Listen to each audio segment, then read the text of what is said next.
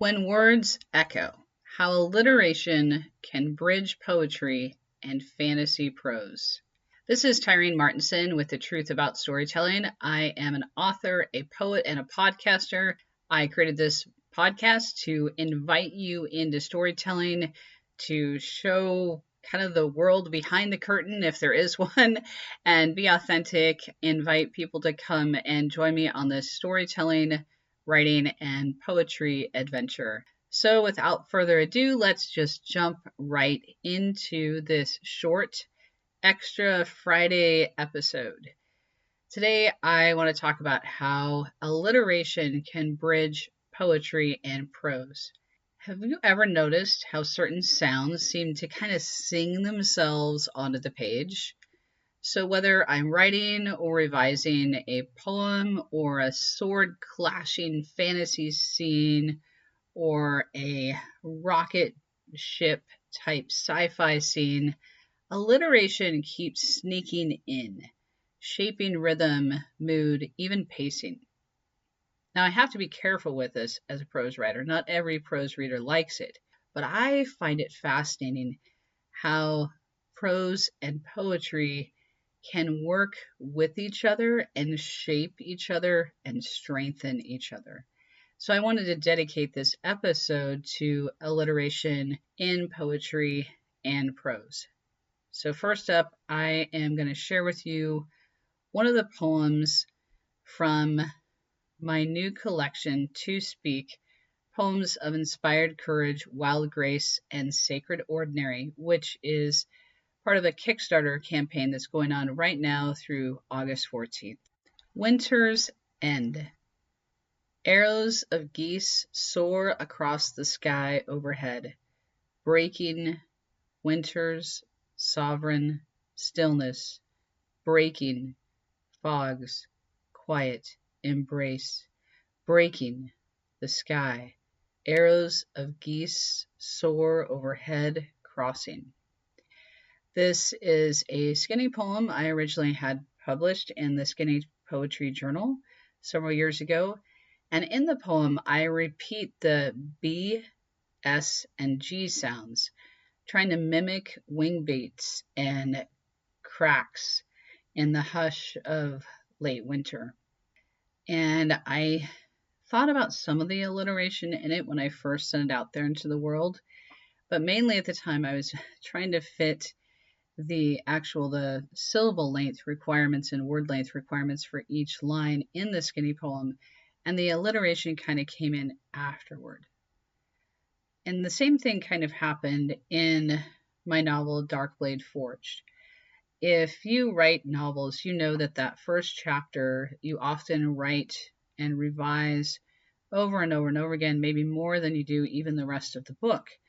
And so it was actually just in the last stages of proofreading that I realized I needed to change the first sentence of my novel because I actually had a repeat word in there. I'm not going to tell you what it is, but now with the way it is, it has a highly alliterative first line. I didn't intend that either, but it is something that happened in that revision process. So here it is. As dusk lost the last edges of light, and the heavens darkened to cloudy night, Dan heard his mare's hooves clack on cobblestone. That's the first sentence of Darkblade Forged. So in this sentence, the soft L sounds lull us into twilight before the hard D, C, and K clicks kind of pull us forward like hooves on stone. Because it is the beginning of a fantasy adventure story, we want to have that active type sound in there. So some hard D and K sounds really help with that. So writing poetry trains my ear to hear language, the stress patterns, the constant echoes, the breath pauses. And when I return to prose, those same instincts help me shape the sentences, the paragraphs, and the passages that I write. Crossing over from poetry to prose also helps me condense description without losing atmosphere.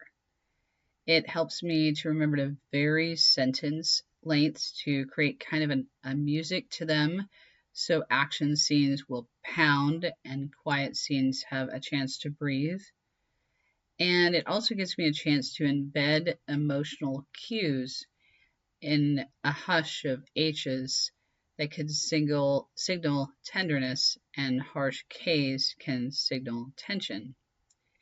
So conversely, long-form storytelling reminds me that my poems need to be grounded in concrete words like hooves, cobblestones, and fog. The two crafts can sharpen each other like twin blades or like the blade of a double-edged sword. I think about these things when I write my poetry and I write my prose, but I don't always think of them when I start.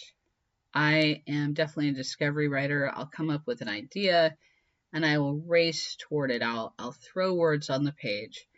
And usually about, I'm going to say, a tenth of the way through the draft, I slow down and think, oh, I probably need to have a 5-point outline or an 8-point outline for a prose novel.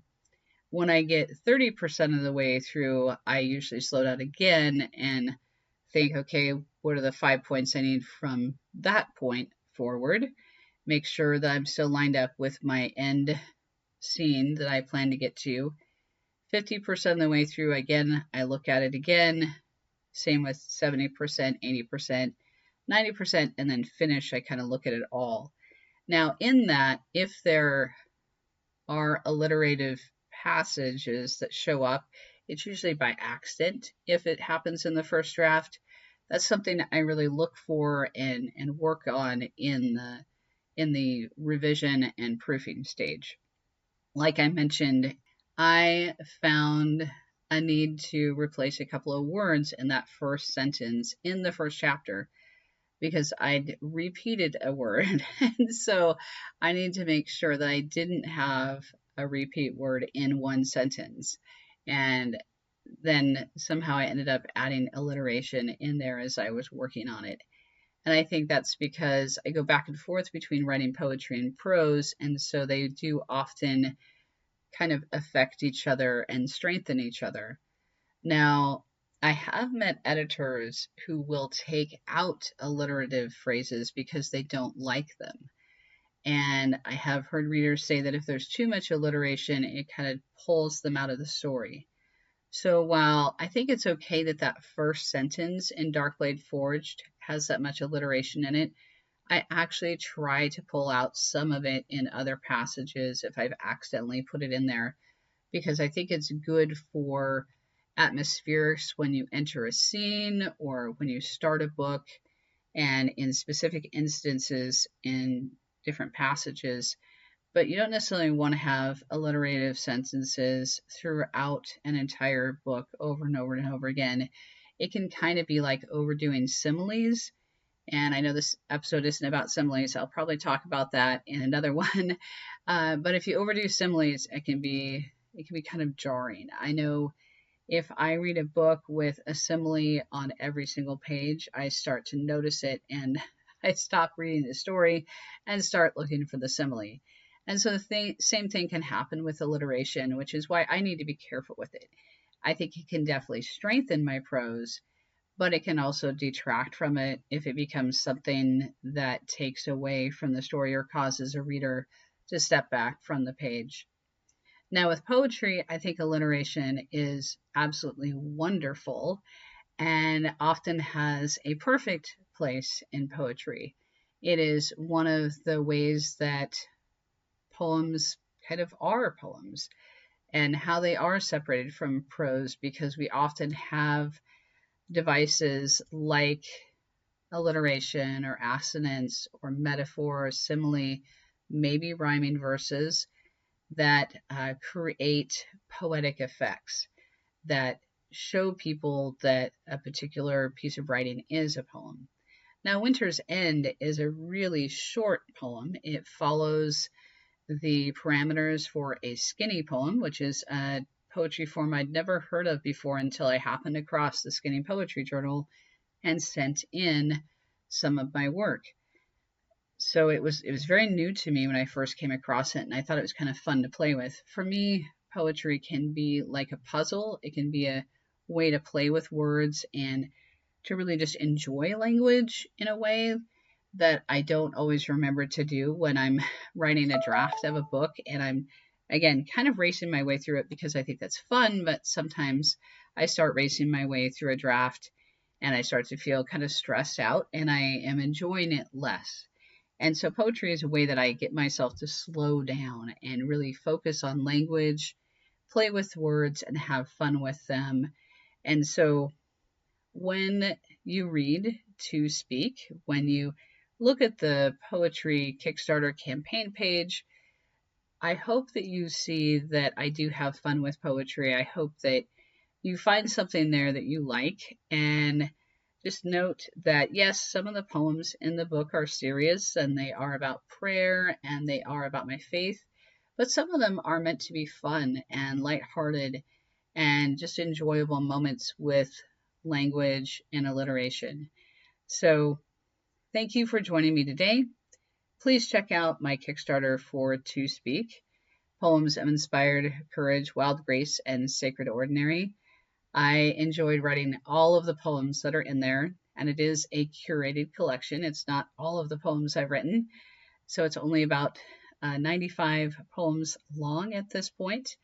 And I may be adding a little additional PDF of poems that didn't make it in, and that will be kind of its own special add-on to the Kickstarter tiers. So look for that in the next week. It's something I'm putting together right now, and I hope that you have a great weekend and a great week ahead.